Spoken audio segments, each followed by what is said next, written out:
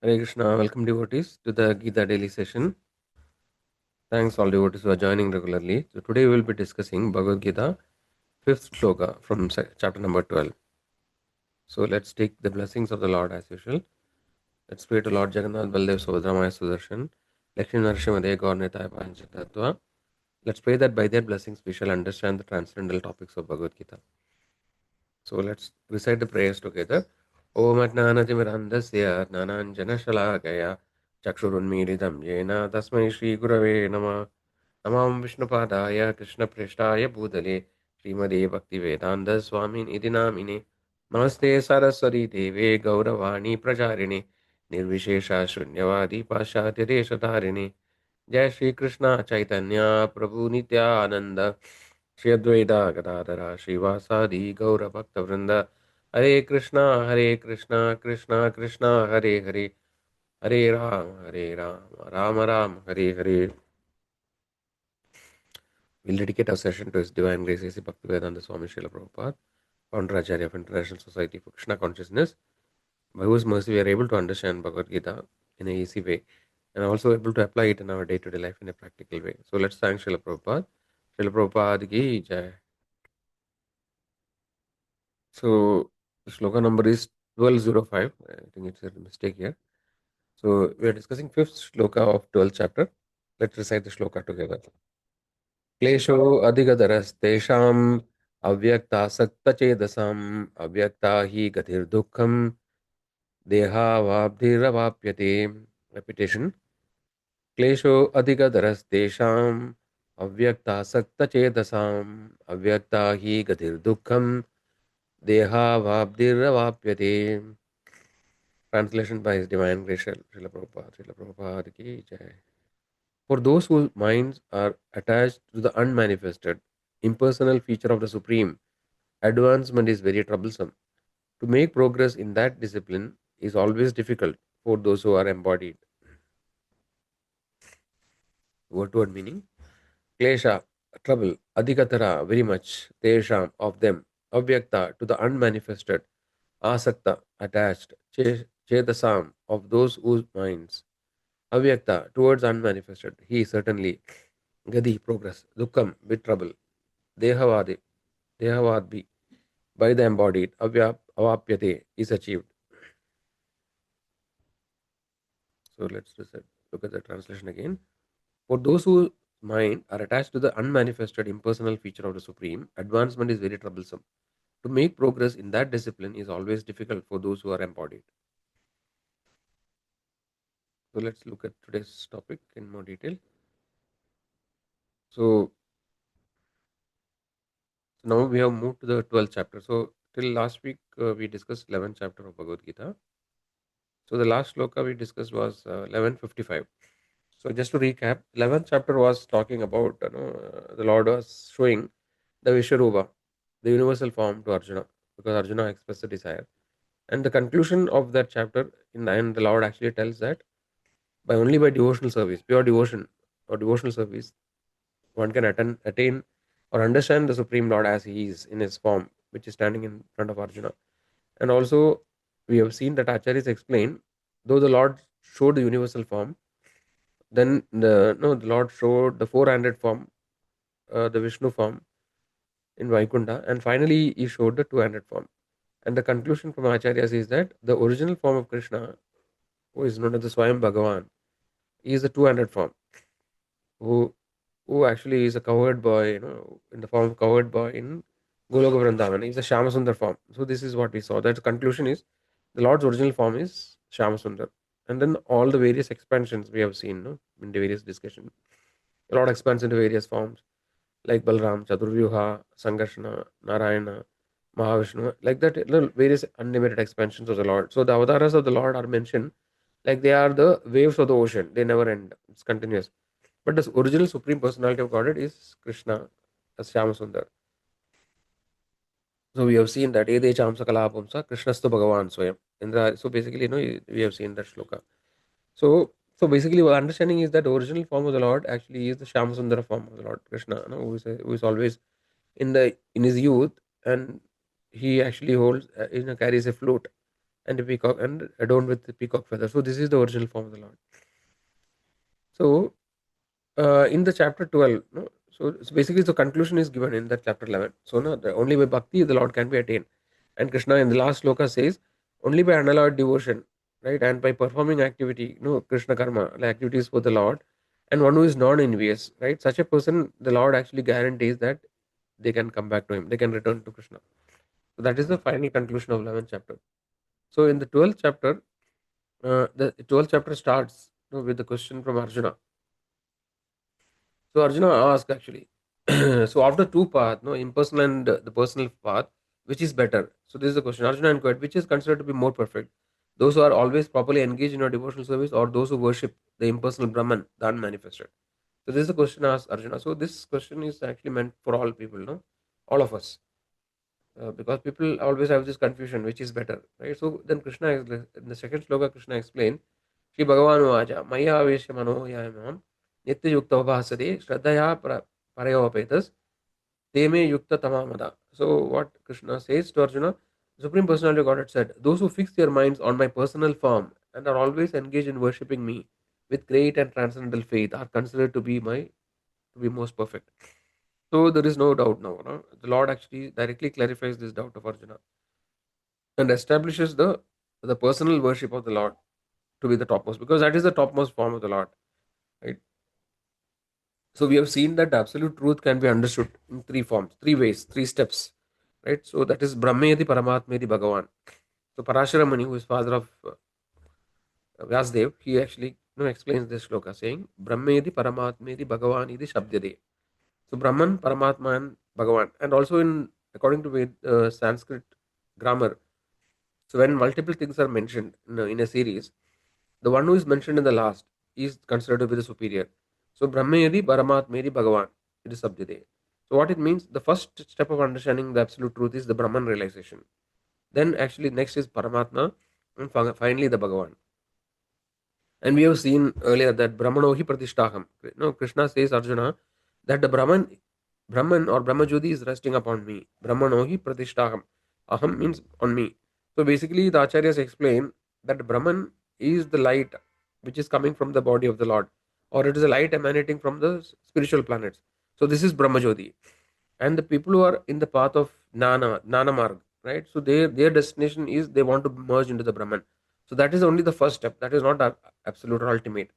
So, and also we have seen that the Jiva has the free will, right? The Lord doesn't force anybody to do anything that way. But then everybody acts according to their karma, right? That is a different thing. But it's automatically happening. But the Lord never forces somebody to love him or not to take a particular path. So, based on the desire of the devotee or the spiritualist, he appropriately attain the desired goal, based on his desire. So, those who want to merge with the Brahman, right, or the effulgence of the Lord or Brahmajyoti, they attain that path by their endeavor, right? So, and then those who want to worship the Lord, as a person, as Krishna, and who want to serve the Lord, they will attain the topmost planet of Golokayan-Spaceship. So, this way, the different people attain their destination according to their desire. And in this particular shloka, Krishna is elaborating. He is warning the people who are taking the path of Jnana or the impersonal path that this path is full of danger. Or no, it's very difficult. It's full of troubles. No, it's troublesome. So what Lord says, Klesho Adigara. So it's full of trouble. Right? Avyakta Asakta Chedasam. So those whose mind are attached to the unmanifested, that path is very difficult or very troublesome. Avyakta hi gadi dukkam.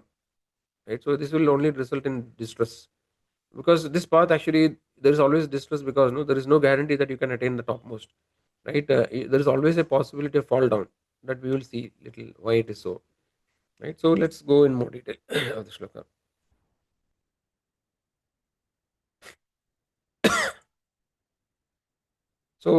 So actually the Lord actually is talking in this shloka about the nanis, mainly the nanis, or those who are actually attached to the impersonal form of the Lord.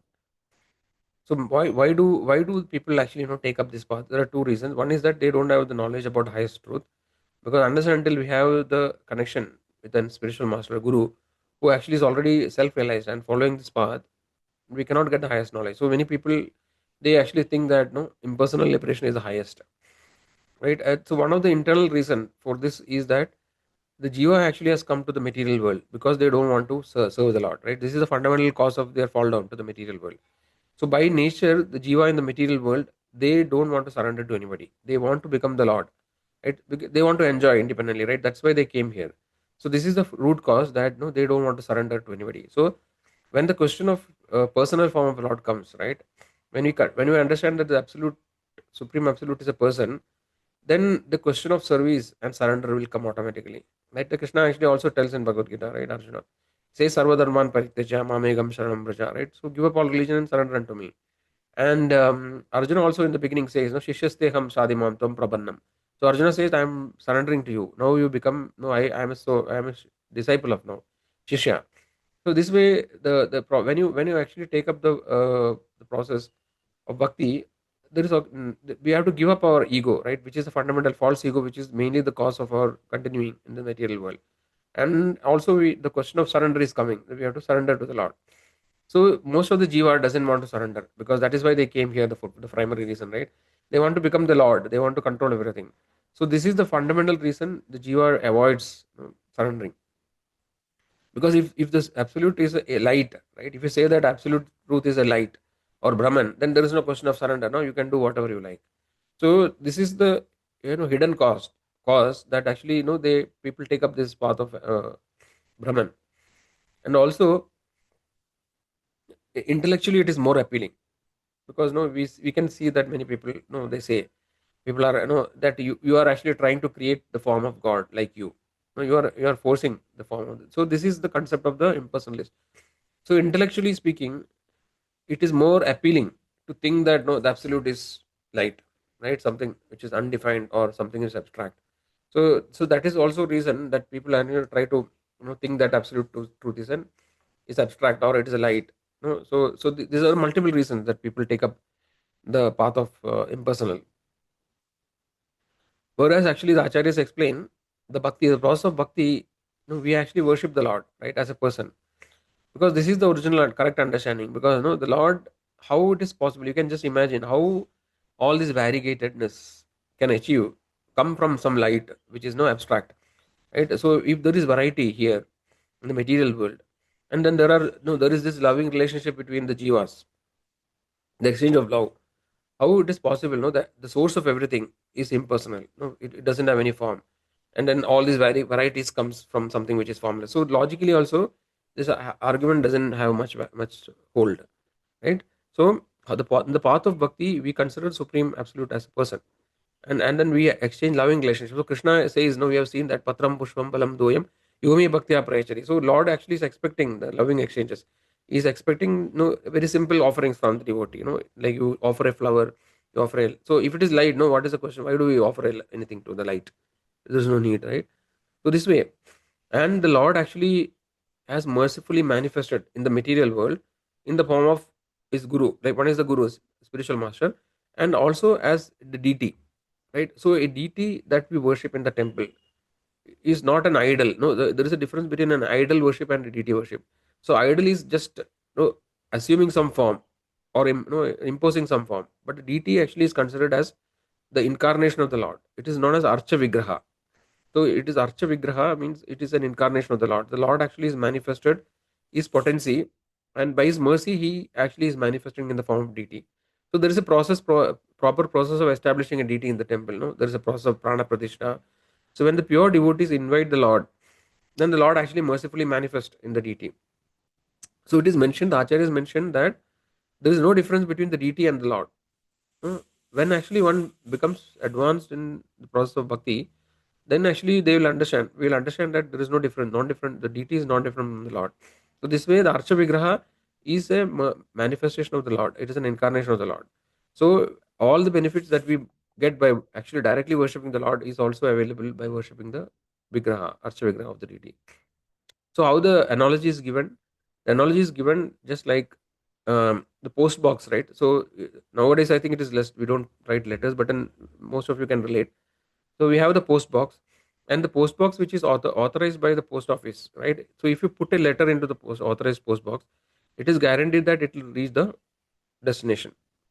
So similarly, the Archa Vigraha is non different from the Lord, and if you worship the Archa Vigraha, then actually it is as good as worshipping the Lord.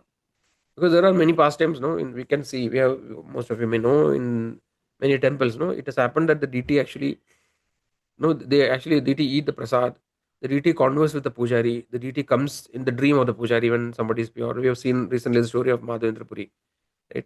So the deity actually, that way the deity is not different. So it all depends on our faith. So if you think that the deity is a stone, then actually the Lord will remain like a stone. This is the principle of ye yada mam prapadyante, right? According to our desire and to our conception, the Lord actually reciprocates accordingly.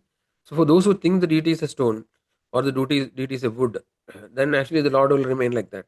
But one who considers the deity is, no, it's Krishna himself, then actually the Lord will behave like that. The Lord will reciprocate with the deity, with the devotee. So this way, so this personal form worship actually, is recommended by the acharyas, because it is the path actually which will, where we can cultivate our devotion to the Lord. So unless and until we regain our original spiritual constitutional position where we are serving the Lord, we cannot actually enter the spiritual world, right? So in the spiritual world, devotees are constantly serving the Lord. So the process of bhakti trains us how to, revive our lost potency or the ability to serve the Lord. So this is the process of worshipping the deity. So what is the fundamentally, philosophically, there is the fundamental difference between a Gnani and a Bhakta. So Gnani is compared to a Markada Kishora Nyaya. So there is something called Markada Kishora Nyaya, and Bhakta is a Marjara Kishora Nyaya. So Markada is a monkey and Marjara is a cat. So how the mother carries the child, right? So it is different in the case of a monkey and in the case of a cat. So for a monkey, the baby monkey clings, by his own strength to the mother, right? So the monkey will move here and there, it jumps, etc. So the baby monkey has to hold tightly to the mother. If he becomes a little careless, he will fall down. But on the contrary, a marjara or a cat, it actually, cat will carry the kitten. No, the kitten will not hold on to the cat, but he carries very soft. Though bites the kitten, but it's very soft. So very carefully the kitten carries. So the kitten is depending on the mother. So similarly, the nannies, they try to make progress in the spiritual path by their own endeavor and effort, by their own support, strength. So they hold, they, by their, so when the kitten is the monkey is holding to the mother, means they are holding, the baby monkey is holding by his own strength. Similarly, the nannies think that by their own endeavor and by their own knowledge and nana, they can understand the absolute truth and get in the highest perfection. So this is the nanny's concept. Whereas the bhakta fully depends on the Lord. So the bhakta feels he is, helpless, and he cries helplessly, and the Lord actually will hold the bhakta. So that is where the process of bhakti is considered as easier, and simpler. So we just surrender to the Lord and depend on the Lord, and the Lord actually takes care of the bhakta. So the bhakta is not trying to barge into the Lord, right, by his own endeavor or his abilities. He just depend on the Lord.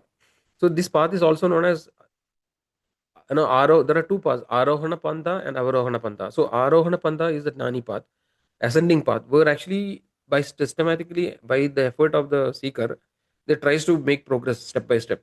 So this is Arohana, climbing up.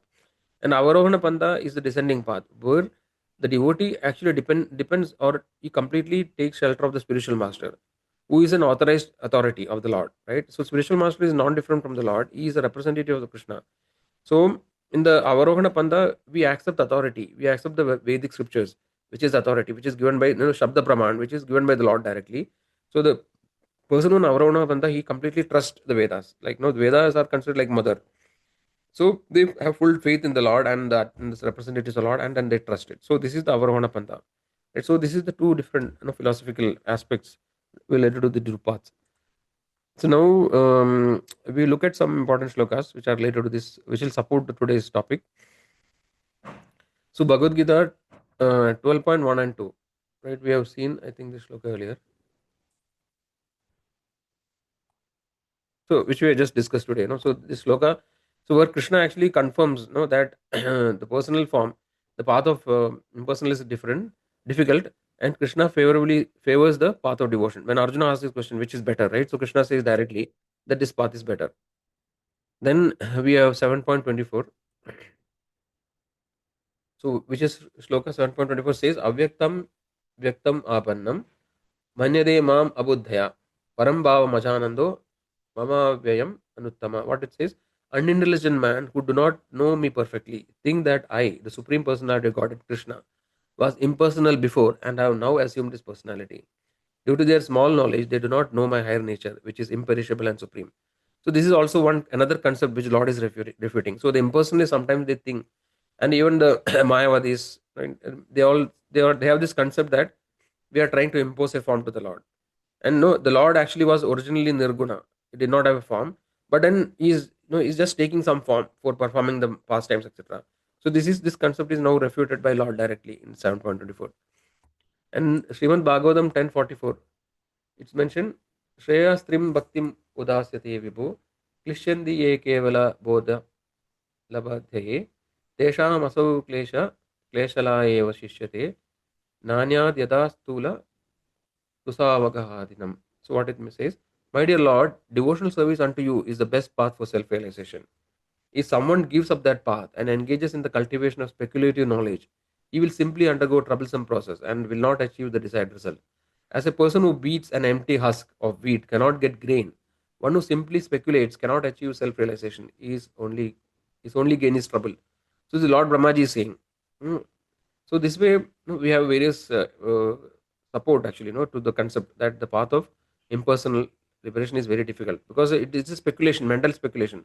The nanis actually they keep speculating, and they have this concept of neti neti. They go by this process, right?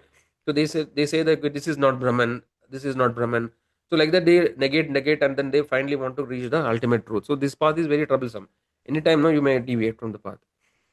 So then that another important shloka is 10:232. So this shloka is ye anya ravindaksha vimuktamaninas Tvaya astabhavad avishuddha buddhaya arushya krichena param padam tada padantyado anadradevishma angreya. So what it says, O lotus-eyed Lord, although non-devotees who accept severe austerities and penance to achieve the highest position may think themselves liberated, their intelligence is impure. They fall down from their position of imagined superiority because they have no regard for the lotus feet. So this is like the concept. We have this concept of in physics. We have this escape velocity, right? So if you leave a projectile from Earth, and no, if it has a velocity which is greater than the escape velocity, right? So 11 point some meter per second. So if the velocity is less than the escape velocity, then it will fall down back, right? And if it is higher than the escape velocity, then it can escape the gravitational force. So this is just an analogy. So similarly, unless and until we develop bhakti to the Lord, pure devotion to the Lord, any other path, right, it is not capable of giving us the eternal freedom from the cycle of birth and death.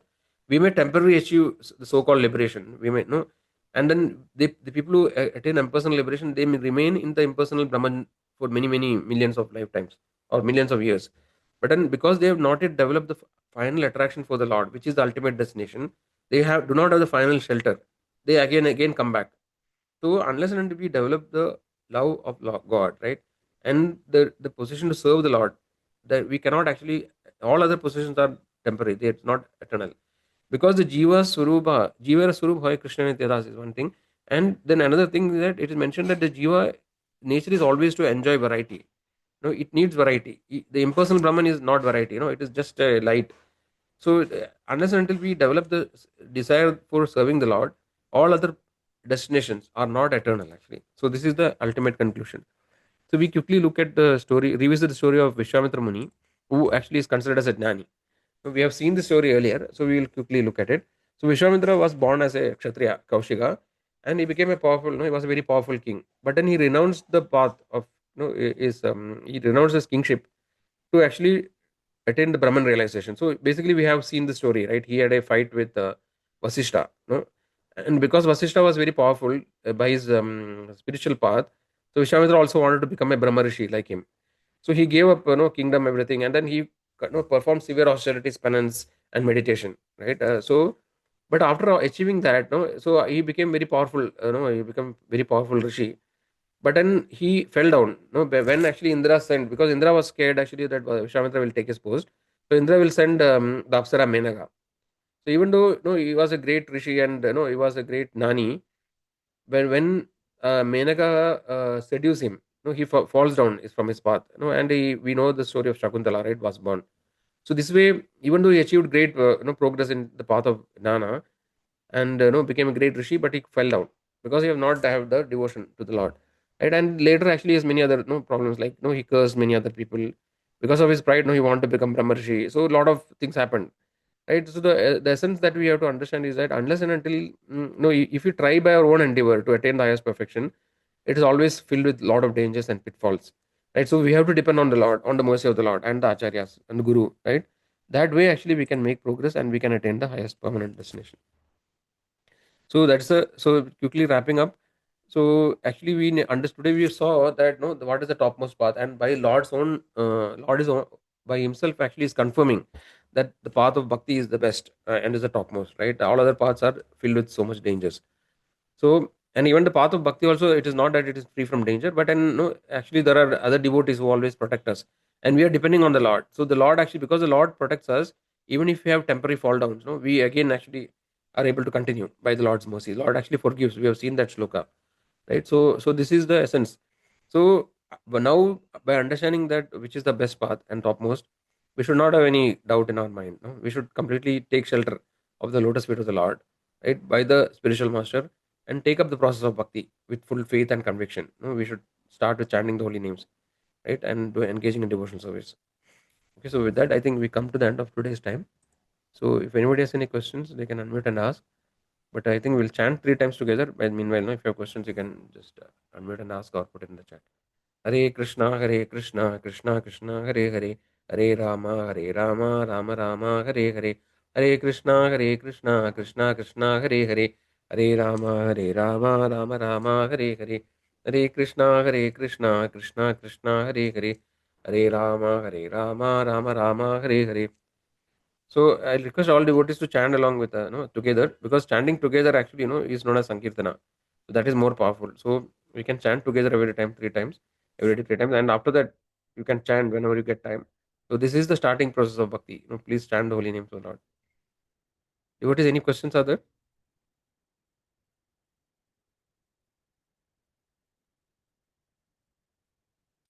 Okay, so if no questions, then we will end here and we'll meet again. So I would like to thank all devotees who are joining regularly. So please keep joining. We'll end here. Hare Krishna, Krishna Krishna, Hare Hare, Hare Ram, Ram Ram, Hare Hare.